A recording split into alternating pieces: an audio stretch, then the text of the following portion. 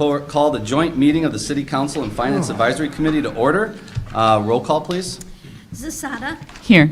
Larson. Here. Smith. Here. Perkins. Here. McAdams. Verbic. Here. Walker. Here.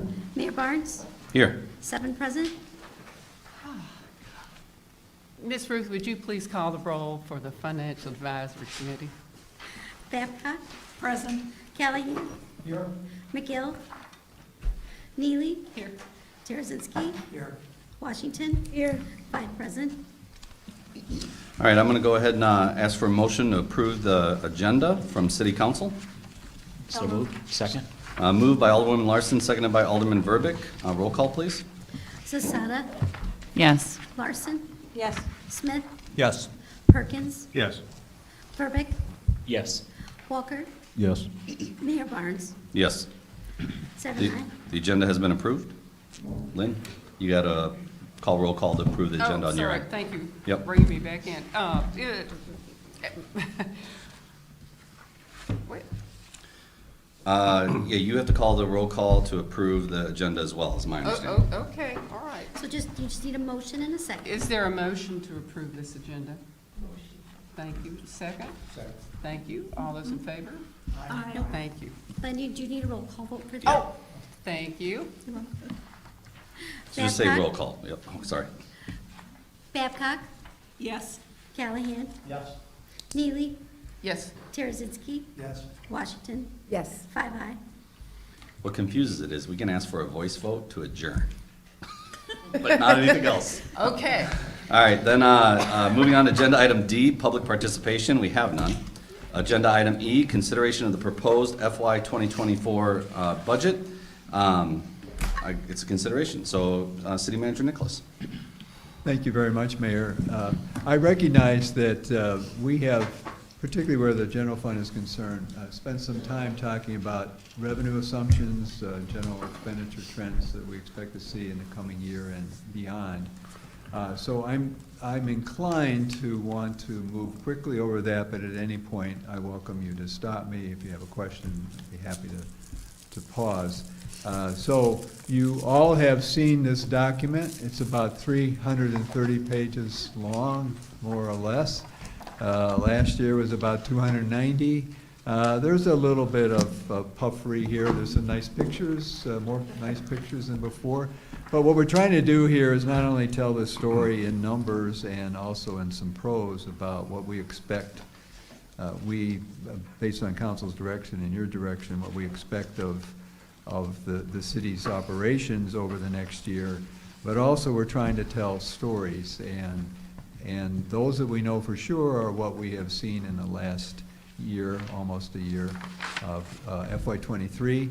You'll know that as you get into some of the operational departments, you see FY23 accomplishments and then FY24 objectives, goals, and so forth. So I hope these have helped a little bit, and we'll get into here shortly. I'm going to start with the general fund. We have tackled the general fund in more detail than normal over the course of the last 6 months because, as we discussed in detail in August and then the council addressed in equal detail alone in September and then again in October, probably the premier new initiative operationally is the building of a 4th fire station and the staffing of that, which we are both of which we're going to tackle, the construction and the staffing in 2024. So we talked about that. And so we began, as we always do, with revenues. And on the revenue side, the basic ingredients of how we fuel our operations are not so many that we can't count on one hand, the principal ones. And if you look in your budget document, I'm moving pretty quickly here, slow me down if you want, but on page 2, you see where 70% of our cost is, or excuse me, our revenue is going to be derived. And one of those key revenues is property tax. As you know, the mayor and the council and our staff have been in with you in step in trying to reduce the community's aggregate overall tax rate. And we're a piece of that. We're 10% or so.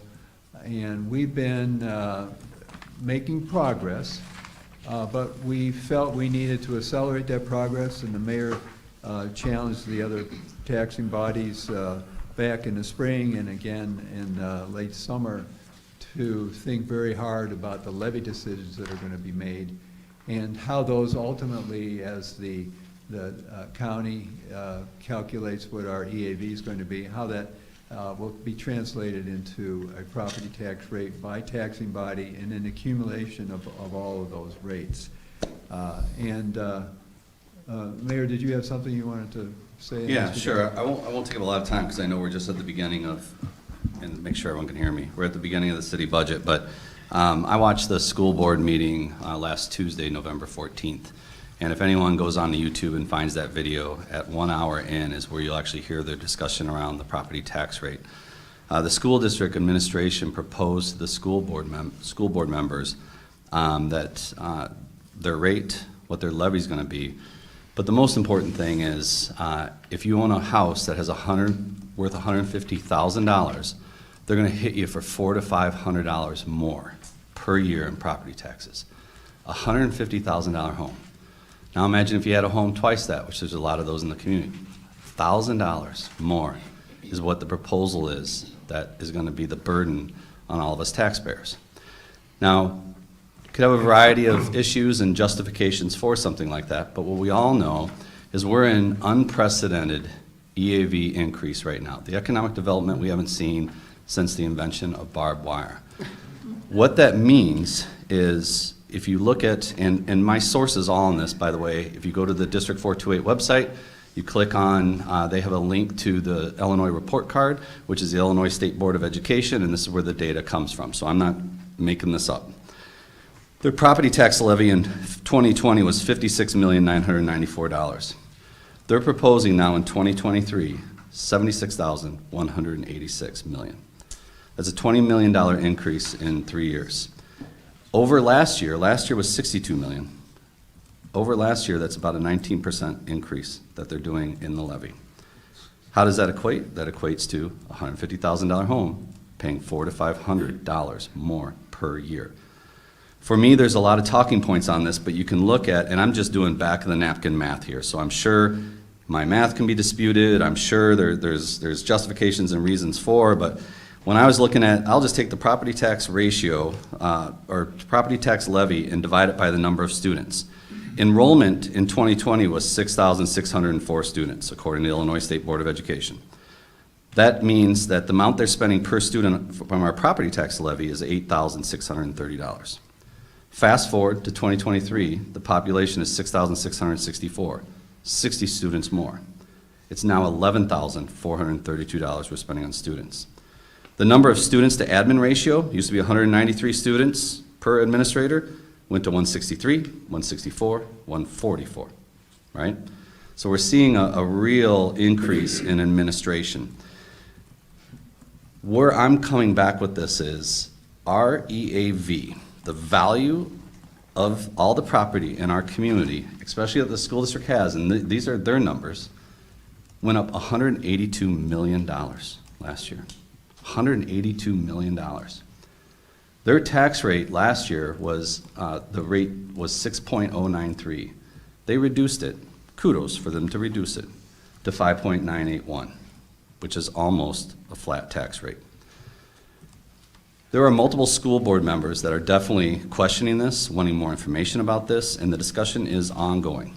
But all of us here in the audience, all of us listening at home, this is a real issue that we have to make sure we hold our elected officials accountable to. We all have a fiduciary responsibility, and when you swear in as a school board member, the first thing you swear to before students or anything else is you have a fiduciary responsibility to the taxpayer in the city of DeKalb, and for them, Malta and Cortland. I was really taken aback when I heard the discussion and when I heard the recommendation by the school district. We have a conversation in this community we've had for quite some time with the organization now called Opportunity DeKalb.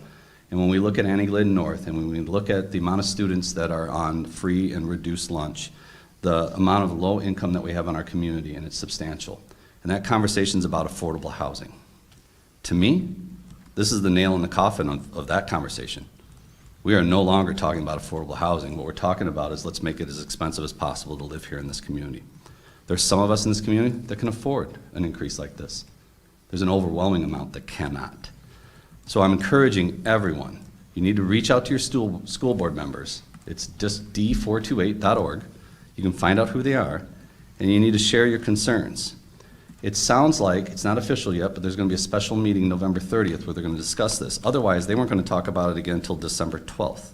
And now we're getting close to the timeline where they're required by the state to actually, Bill could tell me the technical term, but do the black box notification, let the taxpayers know, have their public hearing, and it's got to be set in order to go into the next year. So we're coming down to the wire, and it's not giving school board members a fair opportunity to really understand the topic and make an informed decision on behalf of all of us.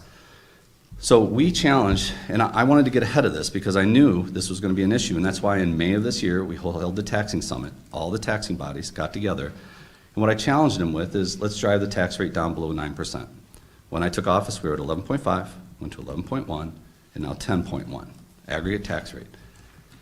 We haven't, while doing those decreases, haven't had an EAV increase of $182 million, right?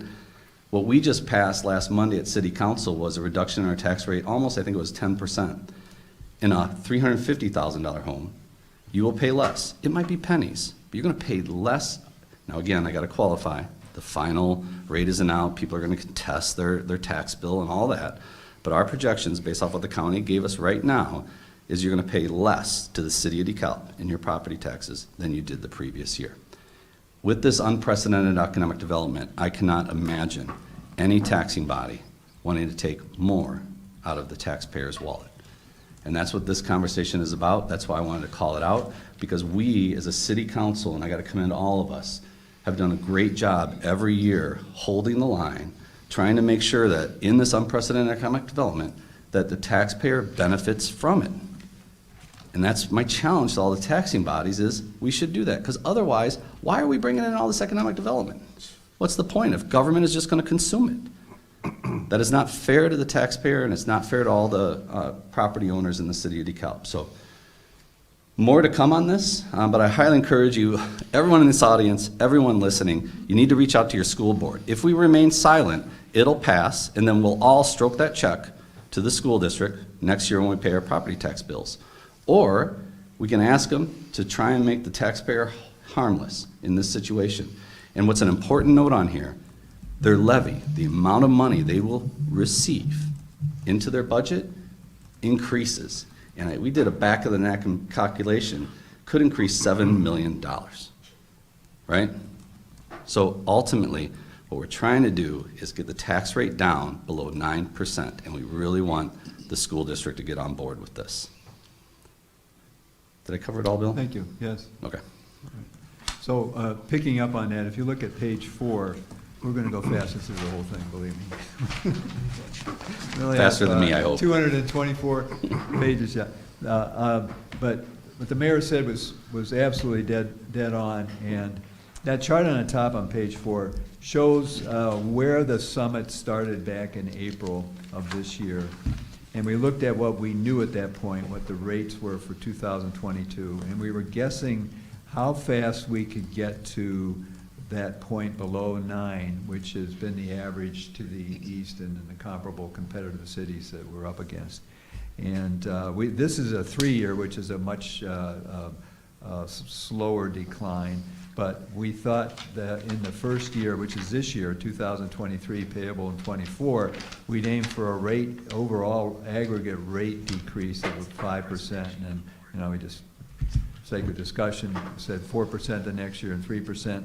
And we thought with what we knew was probably going to happen with EAV, and which has come true, that we could be much more aggressive. We might be down 6 or 7% overall. Now I don't know. Because the school district obviously is the biggest tax taker of all of the taxing bodies. So we'll see.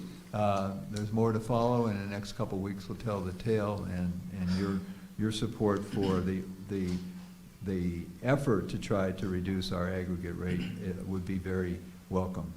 So that's property tax. We've talked a lot about where our property tax goes. Some discussion of that in this transmittal letter. Will look familiar to you. Also information on where our tax rate is likely to be. The impact on the general fund of what I mentioned earlier, which is the Fire Station 4 in terms of the debt service. Finally, the debt service schedule, if you're looking adjusted with the new bond that was just completed in the last month, is on page 10. As far as the departments are concerned, as you get through the first two chapters of this budget, there's a lot more detail on revenues and then on expenditures. You get to the department by department explanation of what our priorities are going to be in FY24. I would point out one thing. If you go to toward the back of the general fund section and you get to page 143, and it goes on for about 10 pages. I want to thank Dan Olson, who's at a Plan Commission meeting tonight. But if you're wondering what's happened in the last 12 months, or a little bit less, in terms of development, this is a good guide to that, and some considerable detail here, and of course some pictures to help locate these particular projects. But I thank him for that. It's useful going forward too. Always trying to do a little bit better the next year.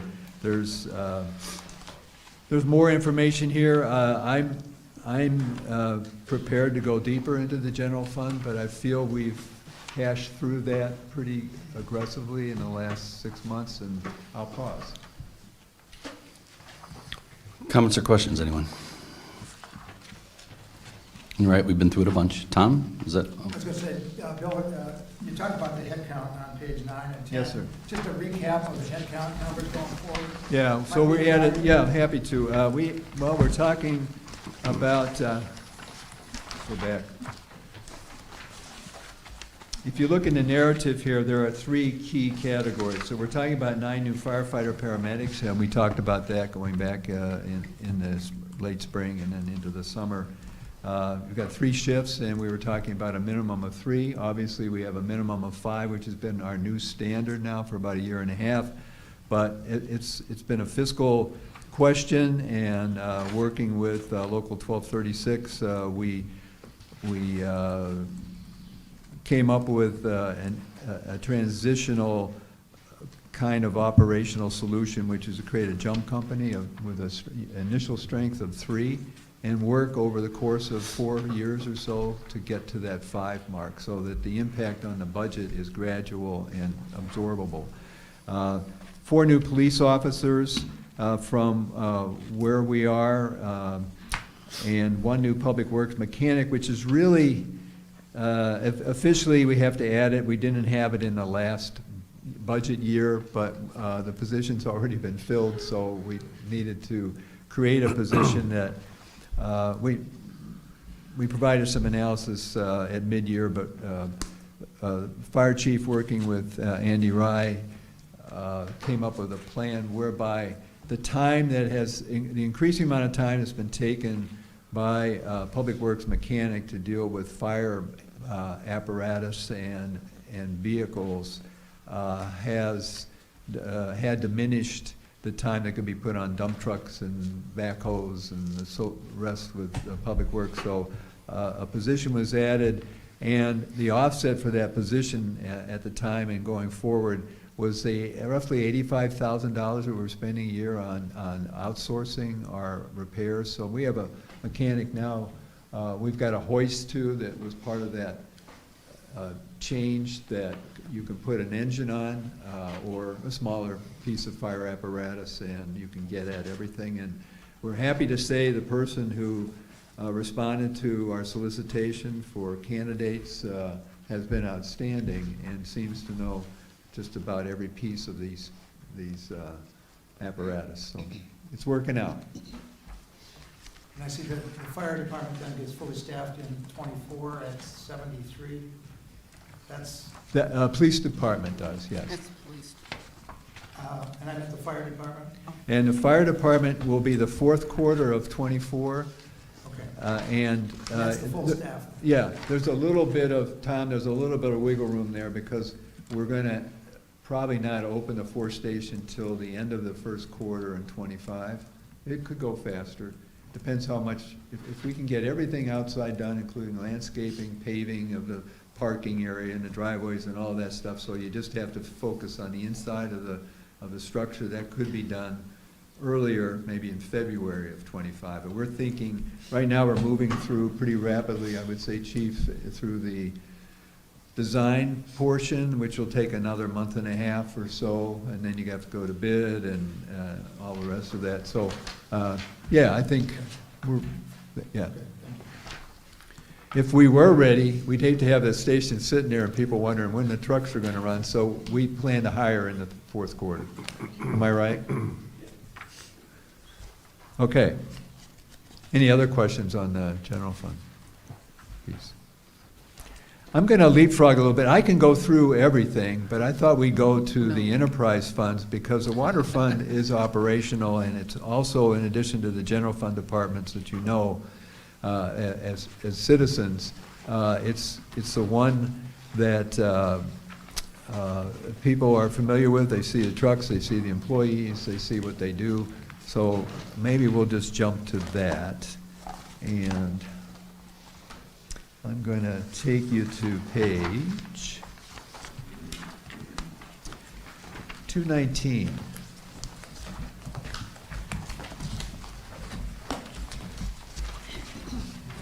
Take a minute and grab ahead. Take you through the Water Operations Fund and the other two water funds, and then we'll talk about also the airports and our refuse and recycling fund.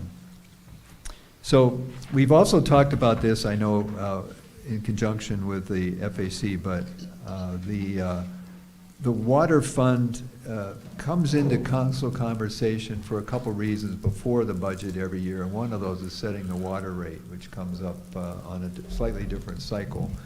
And the council a couple of years ago had aimed as a target that as the CPI goes up, that we would target our rate increase to that. But when the CPI, like for instance in late 22 into 23, was galloping at around 8, 9, 10%, a 10% increase in the water rate would have been unsupportable. So the council agreed to the 3.5%, which was the previous year's increase, and we've carried that forward. Now, what this does, it doesn't just sit in a reserve fund. This money is critical, and I know Tom was here long before I got back here too, with others of you, to wrestle with how our aging infrastructure, underground and otherwise, was going to be repaired and replaced over time, and how many millions and millions that would cost if we didn't provide, and whether or not we provided for it, and we wanted to provide a good portion of that somehow, taking this incrementally every year. And if you look a little bit forward now, the Water Operations Fund tells you, I want to thank Brian Faber, by the way. I just threw some roses in Dan Olson's direction, and everybody who's worked on this budget has really worked hard on it. But I find every year the reading of the Water Fund background educational, and I've been doing this for a long time. But seeing our changing statistics, and happy to say water use is slightly up, so we're able to kind of keep pace. But you've got some nice charts here in revenues, and as usual, Brian has done a good job on his numbers. As you get back to page 231, you see the Water Capital Fund. I'm going to pick up with what I started, which is the kind of capital planning that we have to do to stay up with, if not a little bit ahead of the deterioration we have in some of our infrastructure, water infrastructure. If you look on page 232, you'll see that in the bottom chart there, we've proposed to budget probably a higher amount than any other year, I believe, to tackle some of our existing infrastructure, but also, if you look in, it says about halfway down, SCADA upgrade. It says including Baxter Woodman water system remodeling. We just talked about that at council level, and this is where we start planning ahead. This will take about a year or so, and we're gonna look ahead at what we need to do to keep up with development. You know, other utilities, and we are a utility, water, gas, or gas and electric are obviously going to have to adjust to the booming industrial sector on the south side, but we have to be prepared too. We want to bring more water into our pumping capacity. We also want to enhance the pressure around town. So to do all this, you first have the plan and you see what might be needed in the next 5 to 10 years. And then we have a pretty good guess of where we'll probably be going. And the timeline is probably within 2 years, 2025, there's going to be a well drilled. Is that right, Brian? And that well, interestingly, might be on the northwest side. Well, wait a minute, they're using a lot of water on the south side. Yeah, but it all gets into the system and sloshes around. That's a technical term. And then the pressure is something, though, that is a little more specific to that area. And that will only be enhanced if we build a new water tower. That's a very big expense, and that is something we'll have to grow into. That's not on this list, but it will be a couple years out from the drilling of the well. We can get more water coming in, but ultimately we'll have to work on that pressure. And we will have the money to do that out of this fund. We may need to enhance that somewhat through some low interest help from IEPA, but they typically are there to help with that. All right, and looking above, the next chart above on page 232, almost $11 million has been spent in these last 7 years to enhance our water infrastructure. That's tremendous. So thanks to all those who had the vision to see the need for that, and hopefully we continue to have that vision. All right, anything else on the water side? I'm seeing some heads, okay. So do you want to talk about trash? We got refuse and recycling on page 241. This is like a pass-through. Technically, I guess it's like that, or we have an administrative fee, which makes it just a little bit different. We obviously get involved on the billing side. You look at your water bill recently, you see there's an allocation for that. But generally, the charges offset the expenses. And if you look on page 242, you see the numbers, and that's largely true. A little more on the revenue side than on the expenditure side, which is where we want to be. But you know, it's a positive balance of $1,500, more or less, at the end of the year. We have to watch, make sure that everything is flowing, but that's what it is. So I'm going to back up now, and let's talk about the airport. We just went through a process to find a replacement for our Page number? I'm sorry, page 235. Thank you. This is Fund 650. This is very important, and how you measure this is a little tricky, but our economic growth in recent years has, there's been an enhancement that comes from having our airport. We have on a weekly basis now corporate jets and some smaller planes coming in with people who are associated with those big boxes on the southeast side. And also others who are going to talk to their local corporate leadership in established firms like 3M, Target, and so forth. So it's important. We have about 44,000 annual operations. That's a lot. That includes, though, the weekend flyer as well as the corporate jet and the NIU basketball teams and the like. We can handle the bigger jets just as we can handle the smaller planes. We have a very small staff. We have one full-time person, which is the airport manager. And the plan for '24 is, in terms of spending, is influenced by the support we can get from the federal government for ongoing repairs and replacement and upgrading of our either runways or our tarmac, which is around in the parking areas for the planes. We have 2 projects on our tip schedule with FAA. We have to come up with a local share, but there's some millions of dollars that will be spent. We also have a grant that Congresswoman Underwood got from the Congress in 2023, and that money will be spent in '24 on some new fencing. You will see it on Peace Road as you go north or south, and then as you go on Pleasant Street, it will course behind some of the buildings, the commercial buildings that are near that intersection at Peace and Pleasant, and then going east toward the airport. There will be several phases of that, but the first phase will take up most of what you can see from the street. So that's the airport. I have to say, we're still waiting. It's been a long process to get the solar field, which is to be built on 40 acres, just would be on the north side of Pleasant Street, roughly at the main entrance to the community hangar.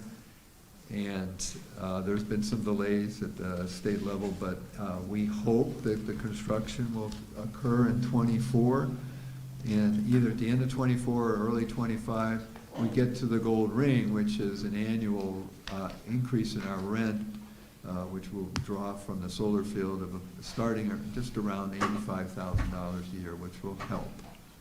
And at some point, we'll need to look at helping with the staff there, but this is an enterprise fund, meaning it should be able to pay for all that without major transfers. So we're being cautious and conservative. We'll get there. Hey, Bill. Yes, sir. On 239, why is there no depreciation in 2023 and 2024? Yeah, and Susan, you can weigh in on this, but that was, and so in '23, it came off of this is really the operating statement, if you will, not the, am I correct? Yeah, okay.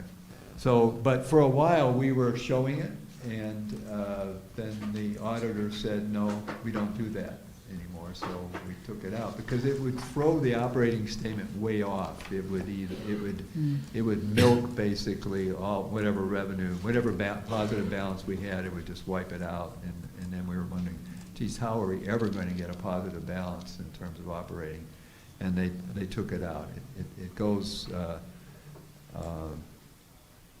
into the audit, and it's calculated separately under supplemental, the supplemental portions of the audit. Okay. Do all right? I have 2 accountants sitting right here. Any other questions on that? Let's talk about streets. So let's go backwards. Hope you don't mind the back and forth, but this is one other major category I wanted to cover tonight. Let's talk about our capital funds. Let's start on page 209. And our city engineer couldn't be here tonight, but I'll do my best, and Brian, you can help me if I stumble here. The capital spending comes primarily out of 2 funds for streets, and one of those is the MFT, that's the state motor fuel tax fund. We have a local motor fuel tax fund, which is paying into Fund 400. I'll get to that, but we have two. Fund 210 and Fund 400. And then we also have a capital equipment, which is like our vehicle replacement fund. I'll get to that. That's Fund 420. Okay. You're wondering, what are we going to spend on streets next year? So now I'm going to make you go back one more time. If we have special revenue funds, and motor fuel tax is one of those, and you will find that. You might do what I'm doing here, put a thumb on one of these. If you go to page 181, and then keep your thumb also on page 214. 181 and 214. 181, look at toward the bottom. You see it says street maintenance and bonded capital projects. So there's $1 million and there's another 500, and the bonded capital projects will include some of the cleanup on the bridge work, which, breaking news. So here's where we are. Do you really want to put a date on Why not? it? All right, I'll be pilloried one way or another. yeah. So here we are. First Street Bridge. Yeah, North First Street Bridge we're talking about here. Very close. I got a call from the head of it would be the River Mist Condo Association at 4 o'clock today. They had a meeting at 4:30. Wanted to know, Oh. when's that? Carl blank? Heinisch, because he called me too. That's yes. exactly right. So I read right off of what the city engineer told me this morning in an email, in writing, Yeah. in blood. He said, what's going to happen is we have one more concrete pour that needs to be done before they can prep and pave the two approaches from the north and from the south. The bridge deck is done, the concrete is done for the walls of the rails, if you will. There are some retaining walls below in addition to the bridge abutment that had to be finished, and they've been formed and poured. And the concrete is slowly aging there, like a fine wine. And what's going to happen is it's going to rain tomorrow. It started tonight, it's going to rain through the day, much of tomorrow. But it should be dry on Wednesday. They'll do the last pour. They'll cover it with plastic. It'll season over the weekend. And on Monday, they will come in. They will then prep both the north and the south ramps with gravel and aggregate and roll it and compact it and do all the things they have to do.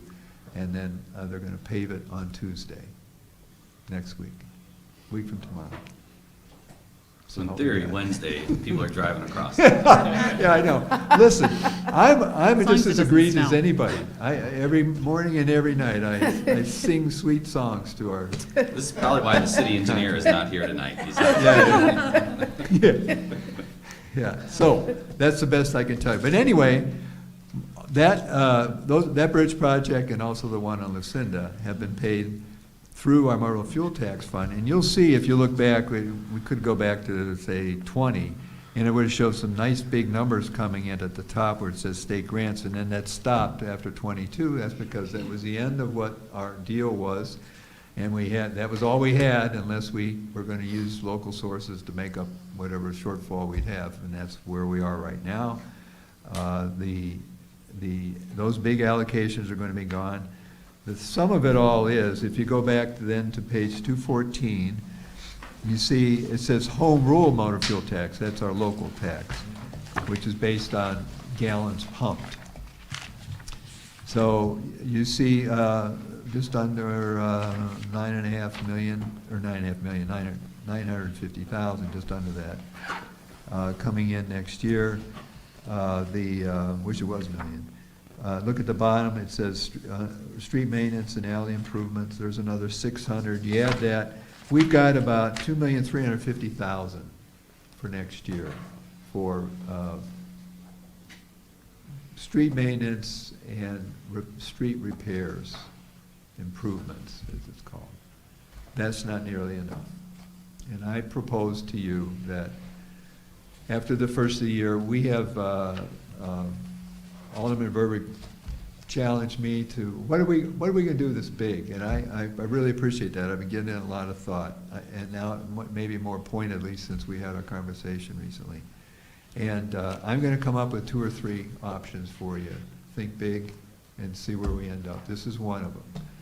We have some resources to tap into, and I think we ought to do that. I can't tell you right now what I'll propose, but I want to visit some more with the staff, and we'll come up with some options for you to consider in that January, February period when if things are a little quiet. The audit hasn't quite started, and well, February does sort of. We'll take this. I think we have to. We're wrestling with the property tax. We want to give relief. We don't want to raise sales taxes. So we have to find some other way. Well, we have some resources that I'll try to propose to you what might be available, but you'll ultimately decide what is available. Okay. Sounds good. One last thing, if you want to look at another key capital fund on page 215, what we have, it's not much either here, but we're kind of keeping up. We took a hiatus from our leasing because it was costing us more money than we thought when we engaged in that back in 2019. It was useful at first. We got a jump start toward replacing a lot of fleet vehicles, but the interest charges were mounting, and so we decided to take a couple, and with your support, a couple of years. This is the second year where we try to use internal funds. There are not a lot of vehicles here, but we'll have 4 police squad replacements. We'll have some public works vehicles. I know we'll get good prices. This will all come out of state purchase. And we have a building inspection department vehicle. We have an old red Chevy. Well, it might have been called a Blazer. It's the smallest Blazer I've ever seen. Whatever they used to call Blazer. This is a 90s, maybe? Could be. It's had it. And it's always impressive when it drives up on a job site, but that's got to go. We're running out. The mechanic said I'm done, so we're going to have to do something there. And crime-free, Bob has very graciously been using his own vehicle, and we're going to get him a small sedan, one that he can fit into. So, something a little bit higher than. Okay. I could go on. I do want to, when you have time, if you haven't already, take a look through the appendix. We updated our financial policies and chart of accounts, and we've got performance measures in here as we did last year, a little more detailed this year. Starting on page 297, I think it's interesting to see what we're trying to wrestle with here. This will get better as the years go on, but it's something we feel we should be showing, we should be testing our performance.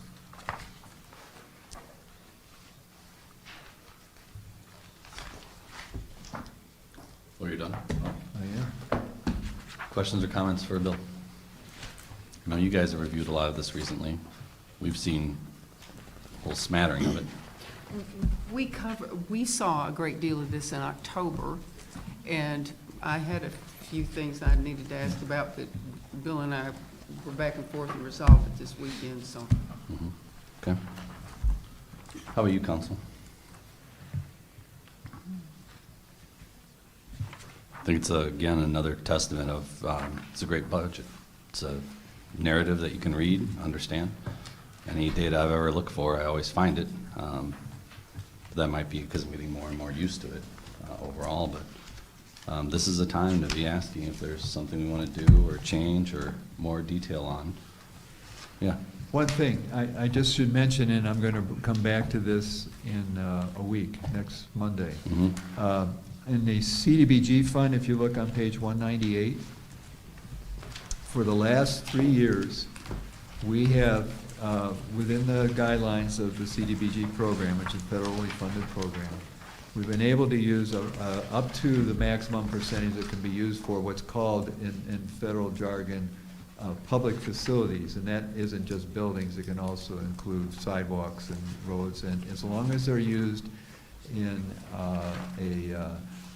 a qualified census tract. And the AGN neighborhood has two overlapping census tracts where that can come into play. And as you know, we did improvements at the intersection of Ridge and Blackhawk. In this last 3 years, we repaved Greenbrier, repaved Ridge Road, did the Kimberly and Edgebrook reconfigurations to create cul-de-sacs and so forth, and other things. And I think I've been talking to Jennifer Yoakum, who's our community services coordinator and the person who deals with CDBG, that her sense is that we ought to take a break from that and put more into the rehab category, because we're seeing more and more people who struggled through COVID, had issues with, trying to stay employed as things were shut down, and have never really maybe become fully employed. People are asking, can I get some money to help fix the roof, re-insulate the house, and so forth. One of the difficulties is always having enough to go around, so there's a percentage limit on that too. But none of this competes with the social service organizational line item, which is, as you see, it just says human and social services, and there's so much we can take out of CDB's annual allocation for that too. So what I'm proposing, and I will, for the final budget, I'd like to take some slice, leave a little bit under street improvements. It's shown it. It's a plug number. I've talked to the city engineer. We do not have a project for FY24 right now. 236,960 is what it says. I'd like to take 125 out of that, put it into developmental services, and park it there, and then we'll see. And I have one thing I'd like to propose to the council next week, but if that doesn't fly, then there'll be other things that will come along. Sounds great. Great idea. Okay. I wanted you to know that. Yeah, appreciate it. Okay. That's all I got. Last call for questions. Tom? Yeah, thank you. Just to recap, the 5-year projection is always a key element for me to take a look at. And we've discussed it the last couple of times and always bring it up to ensure that the council's looking at that as well. We have a lot of hires and we had a lot of growth, a lot of activity going on. The 5-year projection still maintains that we will have a balanced budget by the 5th year, which is a substantial improvement from a year ago look, right? I think in general, the revenue streams have been conservatively estimated. And a couple comments. You mentioned the streets improvement program. I know you would like to spend twice as much if possible. The general fund balances are such that they're in pretty decent shape. And Come on, Tom. What's the percentage of our fund balance right now? Roughly 50, 60%? 50-60%. Yeah, that's Well, beyond pretty good shape. My point is we could take a couple million out of there. Correct. And throw it at the streets as a funding source. But in addition to that, with that fund balance, you're getting 5% income on the interest income, which I don't think is fully reflected in here either. Right. So that could be another look at opportunities for capital funding as necessary. The water thing is grown from $2 million to $6 million balance. The water capital fund, $6 million balance. We spent $10 million over the last 7 years. We got $6 million in the balance. That's significant. So as you look to water rates, you may want to consider that. Can I just add one thing on that? What you don't see, Tom, is that I just gave a passing reference to a water tower. Yes. That's No, I understood that. that's 10 big ones, so. Okay. And that's not in the 5-year projected Yeah. plan? No, Right. but it's right on the outside of it, just Yeah, so. I know. It's that off-the-page Yeah. stuff that kills you. Yeah, Well, and this, But I get it. this tends to be maintenance related, right, to the Yes, I existing get it. system Yeah. growth, maybe bonded, or at least partially bonded. Just a couple other quick ones. The work comp thing seems very well in control. Always take a look at that, which is Yeah. good to see, because once in a while it had gotten really to be a concern in years past. Finish. And that seems to really have settled down. I have some even better news on that, Tom. These two ladies to my right walked in tonight with a recalculation. It appears, you know, as you well know, that something can be up and down, and we've been wrestling with that. But there will be some savings beyond what we show in the budget. It looks, we're bringing to the council on Monday night next week the new contract, and it looks like we have a savings. We just got the numbers today and plugging them in tonight when I get back, and it's better news, so. Great, great. Yeah. And of course, the other thing that remains is our pension obligations remain Horrible. no better than they have been, despite all the effort and the continued payment of our obligation every year. But we still have grown our unfunded liability to approaching $100 million. 98. And it's always something to keep in front of us. I eat Tums every so often because of that, Tom. I have Tums every so often because of that. Absolutely. That's good. Yeah. Sure. Tell my doctor that. Well, again, I want to commend city staff. You all did an amazing job, and that's all departments I know kicked in on this. But I know a couple people in particular probably have been sharpening pencils and going through pencils and spending a lot of hours making sure this is right and perfect. So really appreciate the time and energy you've been putting into it. I guess hearing no other, yes, Alderwoman Zazata? Sorry, I guess I wanted to work off of what Tom had just said about the general fund balance being at 50 to 60%. Was there something, and I know our requirement's 25%, correct? So is there another thing like a water tower that you have in mind for the excess there? This is going to be one, I'm not trying to be coy, it's just that I'd rather, since, we're a public meeting here, I'd like to Yep. flesh it out. But I have probably 3 initiatives I'd like to bring before you. And that's what you said you're bringing next week, right? Was that it? In or- Oh, no, January. January and January. February. Yeah, sorry. Sorry. Just some of those The tons. budget, yes. Yeah. January and February, It's that's when we'll talk possible, about that, yeah. yeah. But I am just thinking about the roads specifically, Yeah. and I've been walking many, many of them and nearly twisting my ankle in many a pothole. So they are bad all over the community, and it's just a common complaint, so. Thank you, and we are aware too. You had some ideas, yeah, okay. And, nobody's more aware than the guys who go out there to fill potholes every year. They know very well.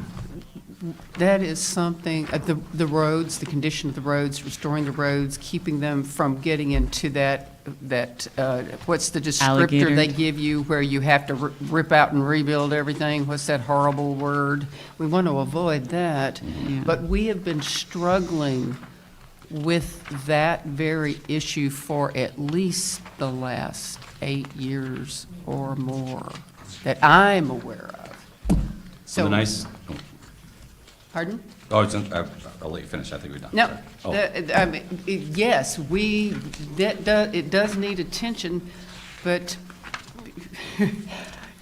it's one of those priority things. Yeah, we need to keep it running, but we wish we were even more flush so we could do even more, but. There was one comment on that. There was a higher level of government, federal government, that going back 4 or 5 years ago was talking about what would be something that would work across the aisles, and a huge federal infrastructure program was being discussed, and it didn't get anywhere. We went off in other directions, but ultimately, we can do better here, but there will be a limit to what we can do, and you can see that. We've edged a little bit away to do other things. We have to edge back, but there's only so much we can throw on in any given year. And we can do a blitzkrieg, which wouldn't hurt to get up a little faster, but then we're back to the 2.5, 3. So some help from the federal government would be terrific. We have state-marked routes that traverse our community, and the state, I'm happy to see what happened on 38. 23 is another thing, and going south of Lincoln Highway is another project. And I always like reminding everyone, the last few years, we've, back of the napkin math, but tripled the spend on our roads. So I think I see it when I drive around and I feel it, which is great. But yeah, we have a big hole to dig ourselves out of. Yes. In that, a big pothole to dig ourselves out of. Yeah, we do. Absolutely. Paul? Yeah.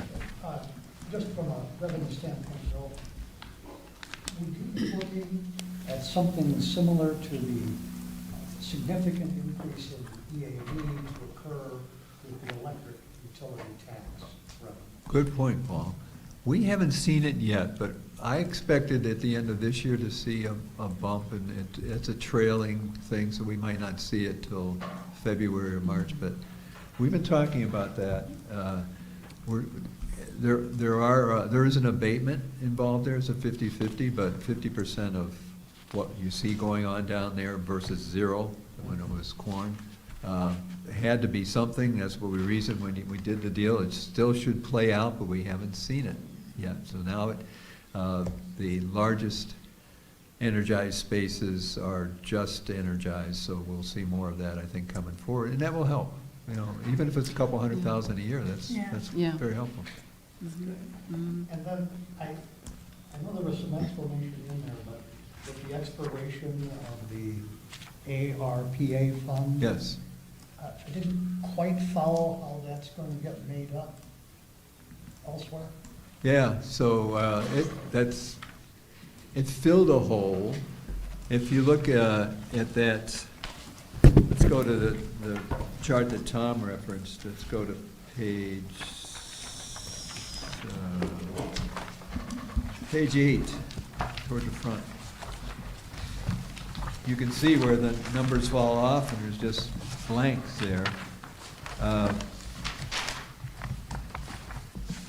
That went to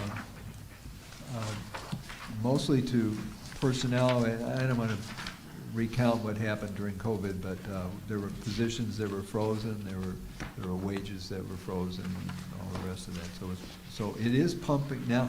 It's been pumping nicely. We spread it out as far as we could, knowing that at some point it's done. Yeah. And so I'd love to say that property tax would make up the difference. You would think it would, but we're putting it all in, as Tom said, into our pension, so that doesn't help. That would, otherwise, if we were more funded, that would be your answer. But that's why we played it out 5 years. In the 6th year out here, you would see that we would be upside down again. And so I think, as Tom said, we probably will go out another year beyond where you see this chart, and we'll be just fine in terms of being in balance, revenues over expenditures. But because we usually are very cautious and conservative on the sales tax side. State income tax would be one piece that would help us. The mayor and I and others. GDF. Yep. And the local Government government distributive fund, which is, so we get, all the municipalities share 10% of the state income tax on a per capita basis.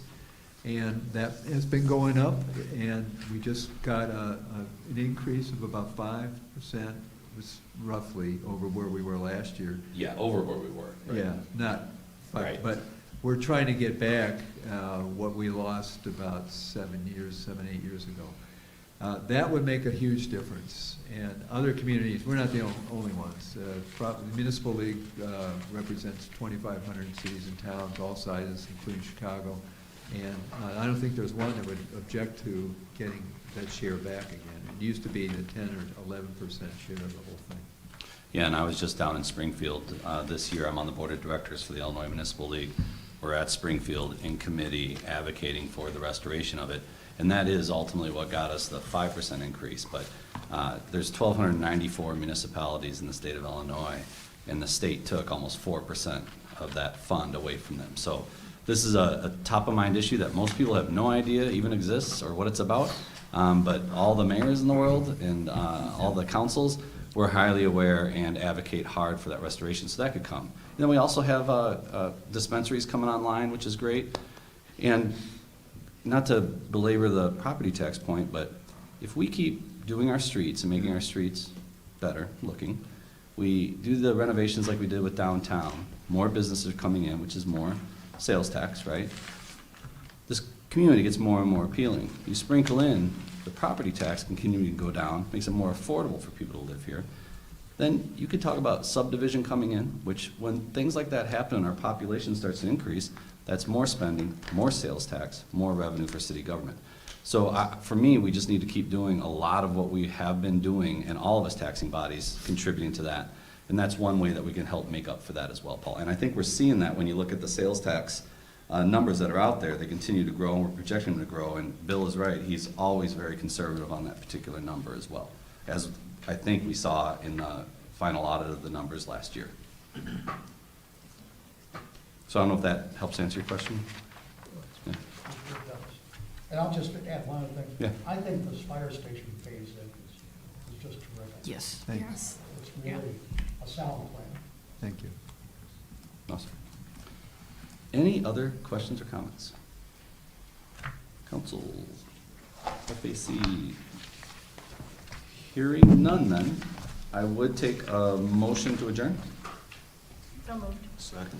Moved by Alderman Larson, seconded by Alderman Walker. All in favor, say aye. Aye. Nays, same sign. All right, council is adjourned. Is there a motion to adjourn? So Is there a second? Second. Thank you. All those in favor, please say aye. Aye. Those opposed, please say no. Thank you. Thank you, Finance. Really appreciate all the work that you all do. Happy Thanksgiving.